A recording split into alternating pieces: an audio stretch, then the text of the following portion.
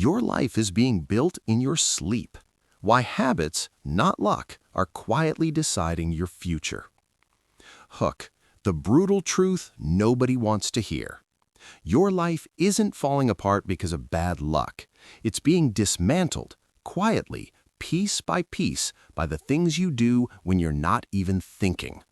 Most people imagine their downfall will come from something dramatic, a layoff, a betrayal, a crisis. But that's not how it usually happens. It happens slowly, invisibly.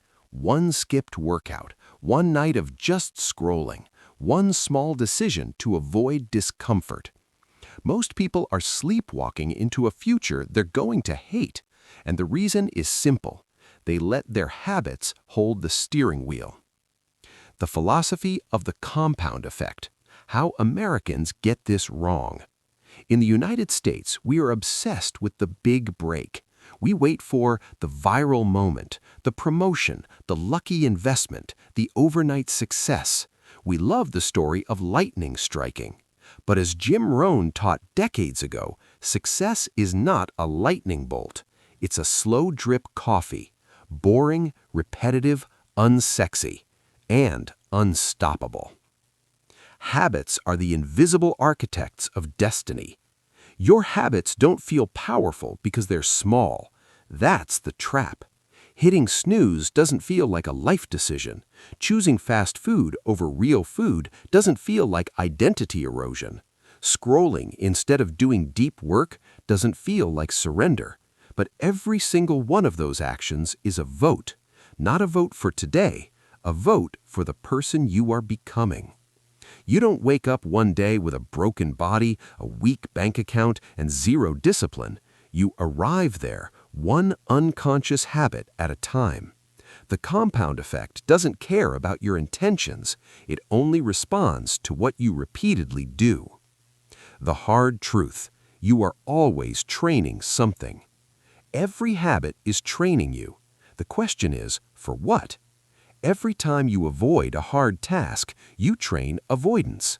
Every time you give in to impulse, you train weakness. Every time you delay, you train procrastination. But the reverse is also true. Every time you act despite discomfort, you train courage. Every time you finish what you start, you train reliability. Every time you show up tired, you train discipline. You are never neutral. You are either becoming more dangerous or more fragile. Step 1. Perform an autopsy on your behavior. Root cause thinking. The average American wastes years treating symptoms. They think, I'm lazy, I lack motivation, I just need more discipline. That's surface-level thinking. Laziness is almost never the disease, it's a symptom. The real drivers behind bad habits. Most destructive habits are coping mechanisms. You don't scroll TikTok because you love the content. You scroll because you're avoiding discomfort. You don't eat junk food because you're hungry. You eat it because you're stressed, bored, lonely, or emotionally depleted. You don't procrastinate because you're stupid. You procrastinate because the task threatens your ego. Until you identify the real driver, nothing changes. Ask the ruthless why. Before any bad habit, pause and ask, why am I doing this right now? What feeling am I trying to escape? What discomfort am I avoiding? This isn't self-criticism, it's self-leadership. If you don't understand the trigger, you're just putting a Band-Aid on a bullet wound. The avoidance loop that destroys potential. Here's the loop most people live in. Task feels uncomfortable. Anxiety rises. Distraction provides relief. Relief reinforces the habit. Self-respect drops. Anxiety increases next time. That loop runs silently for years, and eventually people say, this is just who I am. No, this is who your habits trained you to be. Step 2. Environmental engineering, the path of least resistance.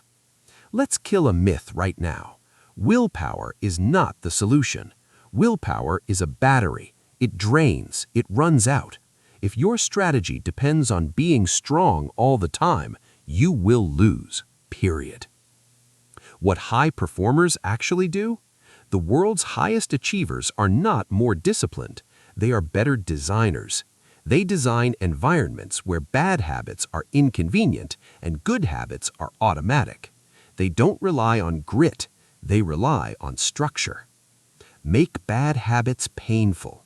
If you want to stop watching TV, don't try harder. Unplug it. Put it in the closet. Remove the remote batteries. If you want to stop doom scrolling, delete the apps, log out, add friction.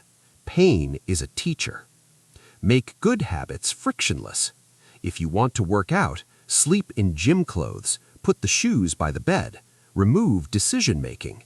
If you want to write, open the document the night before, sit down and start with one sentence. In America, we worship convenience, so use it. Make success convenient. Make failure annoying. The law of least resistance is always winning. Human behavior follows the path of least resistance, not the path of best intentions, not the path of highest values, the path of least resistance. If your environment makes junk food easy and discipline hard, the environment wins every time. Step 3. Identity-based habits. Why change fails. Most people try to change what they do. Very few change who they believe they are. That's why change doesn't stick. Identity drives behavior. If you see yourself as someone who struggles, someone who always starts but never finishes, someone who needs motivation, your habits will obey that story. Your brain protects identity more fiercely than comfort. Flip the identity first. Instead of saying, "I'm trying to be disciplined," say, "I am a disciplined person who acts despite resistance." Instead of, "I want to be healthier," say, "I am someone who respects my body." This isn't fake confidence, it's strategic alignment. When identity changes, habits follow to stay consistent. Step 4. The micro-win system. Proof over motivation. Your brain doesn't trust words, it trusts evidence. That's why motivation fades, but confidence lasts. Habits are votes. Every action is a vote for an identity. You don't need perfection, you need consistency. One workout, one vote. One focused hour, one vote. One disciplined choice, one vote. You're not trying to be flawless, you're trying to outvote your old self. Why small wins matter more than big moves. Big moves intimidate the brain. Small wins build momentum. Momentum builds belief. Belief builds identity. Identity builds habits. That's the real compound effect. Step 5. Killing the ghost of your past. Many Americans are trapped by historical identity. They say, "I've failed before. I always fall off. I'm not consistent." They're not stating facts, they're rehearsing a story. Your past is data, not destiny. Failure is not proof of limitation, it's proof of experimentation. Successful people don't erase failure, they extract lessons and move forward. Use temporal landmarks. Humans respond powerfully to fresh starts. New year, Monday, new environment, new routine. Use them intentionally. Decide that version of me is done. Not emotionally, strategically. Why this message hits hard in America? 1. It respects personal responsibility. No victimhood, no excuses, no blaming systems, just ownership. Americans respect that. 2. It combines science with strength. This isn't motivational fluff. It's psychology, neuroscience, behavioral design, wrapped in a message of personal power. 3. It restores control. This framework tells people your future is built daily, not decided randomly. That's empowering. The habit audit. Do this now. Don't save it. Do it. Step 1. List 3 habits destroying momentum. Be honest. Step 2. Identify the trigger. Stress, fear, boredom, avoidance. Step 3. Redesign the environment. Remove friction for good habits. Add friction to bad ones. Step 4. Define the identity. I am the type of person who... Step 5. Execute one micro-win today. Not tomorrow, today. Final truth. Your life doesn't change when motivation strikes. It changes when habits replace hope. You won't drift into a great future. You'll build it or default into something worse. And it all starts with what you do when no one is watching. Kill the identity, not the habit. Why changing behavior without changing who you are will always fail. The lie we've all been sold. The most expensive mistake you will ever make is trying to change your behavior while keeping your old identity. It sounds logical on the surface. I'll wake up earlier. I'll stop procrastinating. I'll work out consistently this time. But it never lasts. Why? Because behavior is downstream from identity. Trying to change your habits without changing who you believe you are is like trying to run macOS on Windows 95 hardware. You might get it to boot for a moment, but eventually the system crashes. Not because you're weak, not because you lack discipline, but because the operating system and the hardware don't match. If you want to kill a habit, you don't fight the action, you assassinate the version of yourself that loves that action. This is the part most people never understand, and it's why most people stay stuck. 1. The invisible ceiling of self-image. There's a concept in psychology called homeostasis. Your body has it, your thermostat has it, and your identity has it too. A thermostat doesn't care what you want the temperature to be. If it's set to 72 degrees, it will fight like hell to keep the room at 72. You can open the windows, you can turn on a fan, but eventually the system pulls things back to its set point. Your self-image works the same way. You don't rise to the level of your goals, you fall back to the level of your identity. The struggle most people don't see. When someone says, "I'm trying to lose weight," listen closely. What they're really saying is, "I am an overweight person who is struggling to change." That identity has an invisible ceiling. So when they skip a workout or eat junk food, the brain doesn't panic. It relaxes. See? This is who we really are. This is normal. The same applies to money, discipline, productivity, confidence, and success. I'm bad with money. I've never been consistent. I'm just not disciplined like other people. These aren't observations. They are identity statements. And your brain will always protect identity over goals. The breakthrough. Real change doesn't happen by doing something different. It happens by becoming someone different. Until you shatter the invisible ceiling of your self-image, every improvement attempt is temporary. You'll surge forward, hit the ceiling, and snap back down. That snapback isn't failure. It's identity enforcement. 2. The science of cognitive dissonance, why your brain fights you. Your brain is wired for consistency, not truth, not growth, consistency. Psychologists call this cognitive dissonance, the mental discomfort you feel when your actions don't match your beliefs. And here's the key insight most people miss. Your brain will change your behavior or your beliefs, whichever is easier. How this works in real life. If you believe, "I am a lazy person," and you skip the gym, there's no dissonance. Everything aligns, no mental friction. But if you believe, "I am a disciplined high performer," and you waste 3 hours doom scrolling on social media, your brain feels actual psychological pain. That pain is not a flaw, it's a feature. It's the same reason successful people feel uneasy when they waste time, and unsuccessful people feel uneasy when they try to improve. The hack nobody teaches. Most people try to change habits first and hope identity follows. That's backwards. When you adopt a new identity first, bad habits don't just feel unproductive, they feel wrong. You're no longer fighting temptation, you're defending who you are. This is why some people seem effortlessly disciplined. It's not willpower, it's alignment. 3. The I am command, language as biological code. In American culture, we say I am casually, hundreds of times a day. But neurologically, I am is not casual. It's a command. When you say, I am bad at sales, I am not a morning person, I am terrible with consistency, your brain doesn't argue, it organizes. It rewires perception, attention, and behavior to keep that statement true. Stop the self-sabotage. Most people think they're being honest when they label themselves. They're not being honest, they're being careless.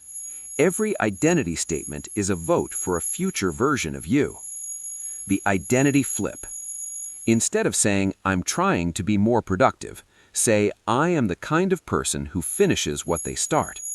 Instead of, I'm trying to save money, say, I am someone who respects my future self. This is not positive thinking.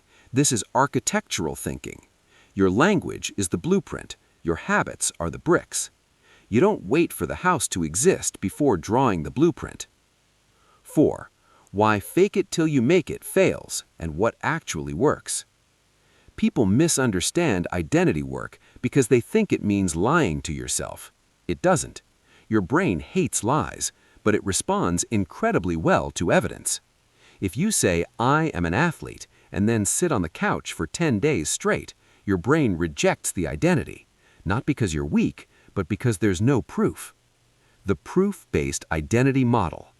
Identity is not built by affirmations, it's built by evidence accumulation. Think of your actions as votes. You don't need unanimous votes to win an election, you just need a majority. One healthy meal, one vote. One workout, one vote. One focused work session, one vote. You're not trying to be perfect, you're trying to outvote the old version of you. The micro-win strategy. Small actions feel insignificant to the ego, but to the identity system, they're everything. Choosing water over soda isn't about hydration, it's a vote for I am someone who takes care of my body. Showing up 5 minutes earlier isn't about punctuality, it's a vote for I am a professional even when no one is watching. As evidence piles up, confidence stops being motivational fluff and becomes logical certainty. Eventually, the habit becomes automatic, not because you're forcing it, but because it's simply what people like you do. 6. Why this message resonates so deeply in Americans. This framework works everywhere, but it hits hard in the U.S. 1. Empowerment culture. America is built on the idea of the self-made individual, not destiny, not caste, not fixed identity. This message reinforces you are not your past, you are your standards. 2. Logic meets emotion. This isn't motivational yelling, it's neuroscience, psychology, identity theory, wrapped in a story that makes people feel powerful, not dependent. 3. No excuses, no victimhood. This framework removes the escape hatch of, that's just how I am. It doesn't shame people, it challenges them, and Americans respect challenges. Actionable takeaway. The identity audit. Don't overthink this, do it now. Step 1. List 3 habits you want to kill. Examples: procrastination, emotional eating, scrolling instead of working. Step 2. Identify the old identity behind them. Examples: the guy who avoids discomfort, the person who needs motivation to act, someone who reacts instead of leads. Step 3. Define the new identity. Be specific, be bold. Examples: I am a disciplined closer. I am someone who does hard things first. I am a professional even when no one is watching. Step 4. Create one micro-proof, 10 minutes or less. Not tomorrow, not Monday, now. One focused task, one clean decision, one hard action. Cast the first vote. Final truth. You don't rise because you want it badly enough. You rise because who you are finally matches where you're trying to go. Kill the habit? No. Kill the identity that needs it.